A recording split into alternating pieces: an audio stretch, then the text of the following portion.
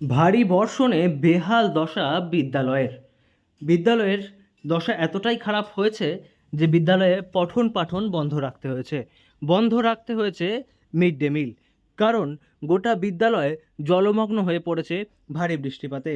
পানাগড়ের হিন্দি প্রাথমিক বিদ্যালয়, সেই বিদ্যালয়েই এমন দুর্দশা হয়েছে ভারী বৃষ্টিপাতের ফলে, যেখানে ক্লাসরুমে ঢুকে গিয়েছে জল।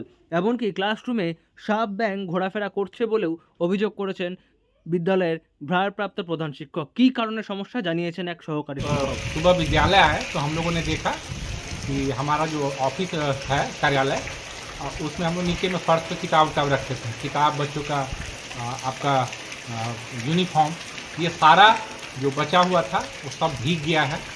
और हमारा जो कंप्यूटर एक काम करने के लिए था उसका यूपीएस भी भीग गया है। पानी का लेवल और यूपीएस को भिगा दिया है। और ये सब इसलिए हुआ है कि पहले जो स्कूल का जो निकासी व्यवस्था था वो दुरुस्त था। आप यहाँ पे दिखा सकते हैं, मैदान का जो भी पानी था यहाँ से निकल के बाहर चला जाता था। लेकिन अभी क्या हुआ है कि बाहर से नाली को जाम किया गया है। অভিযোগ, এই বিদ্যালয়ের নিকাশি ব্যবস্থা কার্যত অবরুদ্ধ হয়ে পড়েছে, আর সেই কারণেই এমন দুর্দশা বিদ্যালয়ের। ভারী বৃষ্টির ফলে জল ঢুকেছে বিদ্যালয়ের বিভিন্ন ক্লাসরুমগুলিতে, এমনকি জল ঢুকে গিয়েছে বিদ্যালয়ের অফিসেও। তার ফলে বিদ্যালয়ের অফিসে রাখা বিভিন্ন বই, পড়ুয়াদের পোশাক ভিজে গিয়েছে।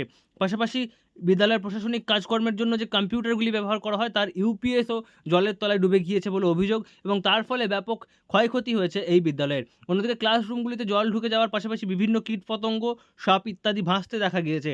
তার ফলে বিদ্যালয়ের পঠন পাঠন এদিন বন্ধ রাখা হয়েছে, পড়ুয়াদের বাড়ি ফিরিয়ে দেওয়া হয়েছে।